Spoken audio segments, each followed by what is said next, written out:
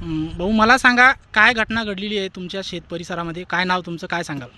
नमस्कार, मी सुधाकर संतोषराव उदरभरे, श्री क्षेत्र जायदेवाडी उपसरपंच. आज या ठिकाणी सकाळी मिनिमम 9च्या दरम्यान या परिसरात संडासला आलेल्या लोकांनी या डेड बॉडीला पाहिलं आणि त्यांनी मला कल्पना दिली की अशा ठिकाणी अशी बॉडी आढळून आली म्हणून.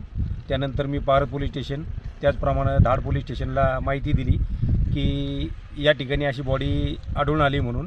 परंतु पारदवाल्याची हद्द नसल्यामुळे त्यांनी धाड पोलीस स्टेशनचे जी AP आहे त्यांनी सांगितलं की ही सोयगाव हद्द येते म्हणून. सोयगाववाल्यांना पण आम्ही तसं कळवलं, तर सोयगाववाल्यांचं म्हणणं आहे की हद्द आमची नाही म्हणून. त्यामुळं थोडंसं संभ्रम निर्माण झालेला आहे की हद्द नेमकं कोणाची आहे म्हणून.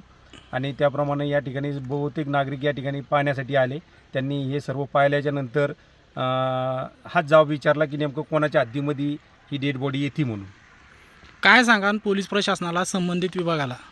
त्यांनी या ठिकाणी या सीमेवर आपापल्या पाट्या लावा, फॉरेस्ट्री खात्याने सुद्धा या ठिकाणी त्यांची सीमा असलेल्या ज्या पाट्या असतात त्या इथं रवण्यात यावं की हद्द कोणाची आहे म्हणून. इथून पुढं आम्हालाही संभ्रम राहणार नाही या ठिकाणी असं काही प्रकरण झाल्यास. यापूर्वी बी काही घटना घडलेल्या आहेत का अशा? यापूर्वी अशा 2-3 डेड बॉडीच्या घटना घडलेल्या आहेत. त्याच्या 2-4 महिन्या अगोदर एकदा केमिकलचे अज्ञात व्यक्तीने इथे बॅलर फेकले होते. ते बॅलर अतिशय खतरनाक असं केमिकल होतं. त्या टायमालाही सुद्धा सोयगाव पोलीस स्टेशनचे API त्यांनी इथनं ते बॅलर हलवले.